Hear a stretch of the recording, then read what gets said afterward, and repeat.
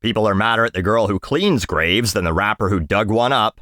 Chapel keeps digging her own grave. TikTok kids are making themselves more brain dead, and more dark fun at patreon.com/doseofbuckley. Next year is the 20th anniversary of YouTube. That's right, YouTube is at that weird age where it's still not quite old enough to drink in the United States, but it's too old for Dr. Disrespect and Drake to take a poke at. And as it gets older, YouTubers learn the same lessons that film and TV celebrities learned long ago. Fame is finite. Nothing lasts forever. If you told someone 10 years ago that PewDiePie, Smosh, or Jenna Marbles won't be the most famous, most talked about people on this platform in 2024, they'd call you 3 or 4 slurs that were slightly more okay back then. But you'd have been right. 2 of those 3 are still doing okay, and Jenna quit because she did some blackface back in 2011. Again, slightly more okay back then? I mean, not really, but they've been replaced by the newest YouTube stars, MrBeast, Sniper Wolf, KSI, iShowSpeed. And in 10 years, it's very possible that they'll be replaced at the top of this trash heap if YouTube hasn't been overtaken itself. But now, creators are learning from their predecessors. They know this doesn't last forever, and they're planning for their futures by starting questionable businesses that sell products that are pretty much the same quality as the slop content they got famous creating. Too harsh? Well, we'll see. 2 of YouTube's most currently polarizing personalities, MrBeast and Logan Paul, along with KSI, announced very recently that they were launching a new food product called Lunchly as a direct competitor to Lunchables. I was a kid when Lunchables first came out, and when kids brought them to school, everyone was envious, not knowing that it's pretty shit. Some processed cheese and circles of a meat product that you put between a couple crackers, and sometimes a mini chocolate bar or candy for dessert. But the box looked nice. Everyone thought that only rich kids got them, but they were actually super cheap and mostly for lazy or divorced parents who couldn't be bothered to just make their kid a fucking sandwich in the morning. So, MrBeast, KSI, and Logan Paul were met with criticism for this. Mostly because everything Logan Paul does is met with criticism. People will never let him live down the Japan video or his crypto zoo scam. And MrBeast's timing for launching a product marketed towards children when it turned out that he hired one known convicted pedophile and one suspected groomer and let them work there for years, often in the vicinity of children, could be seen as less than ideal. But I do think there's a little bit of pearl clutching when it comes to complaining about YouTubers selling shit to kids. We'll get to that. But one of the most viral takes was from another popular YouTuber, DanTDM. He's a grown man who plays Minecraft and uses these MrBeast-style thumbnails. So, we're already in a bit of a glass house with a rock in our hand, aren't we, Dan? But he said, "What happened to YouTubers, man? I can't not say anything anymore. This is selling stuff for the sake of making money. Simple. How does this benefit their fans? This is selling crap to kids who don't know better than to trust the people who are selling it to them. Do better." It was immediately pointed out, including by KSI, who got real defensive about all this, that he sells a bunch of toys and merch online to his audience who is, oh god, I hope primarily younger kids. It makes me a little sad to think that a bunch of 30-year-old dudes are getting home after a long day at the office and going, "Oh man, I can't wait to spend an hour watching a guy play video game Legos." But those people would be right. I don't know how vinyl figures and a knockoff Minecraft axe with his name on it benefits his fans or isn't for the sake of making money. He also has this video from about 7 years ago. World's craziest fidget spinners. So right in the middle of the craze, when every kid wanted to have a fidget spinner, and schools had to actively ban them from classes because they'd become such a distraction, and what's this link in the description? Buy DanTDM fidget spinners here. So he was literally selling crap to kids who don't know better than to trust the people who are selling it to them. Yeah, but those are toys. They're not unhealthy food. That seems to be the biggest issue that a lot of people have. So, in the immortal words of 2 other YouTubers who used to be a lot more famous, let's talk about that.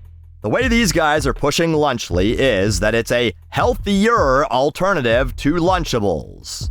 That IER is doing a lot of heavy lifting. Each one is still just crackers, some sort of processed meat, and cheese. And Lunchly also contains a chocolate bar and a hydration drink. The whole thing really just seems to be a way to boost Feastables and Prime sales. Logan Paul also got defensive about this, claiming Lunchables has lead in it, and was immediately reminded that Prime, which he owns, has like 3 pending claims against it that the drinks may contain lead. MrBeast, who had the most level-headed response, said that, "Obviously, eating fresh chicken and broccoli is healthier, but if someone is going to eat a pre-made meal like this, which millions of people do through Lunchables, then I think giving them a higher quality version at roughly the same price is a net good IMO, and why we launched Lunchly." Don't know about quality. Someone found mold in theirs a week after launch, but hey, free penicillin. But he's trying to market it as this mission he's on, which I think is the mistake, because yes, it's still junk. Dr. Mike, the guy who beat the piss out of iDubbbz in the first Creator Clash, made a video stating that these are still not really nutritious, it's too much salt, actually not enough calories for a growing child, and that they could have done better than the bare minimum.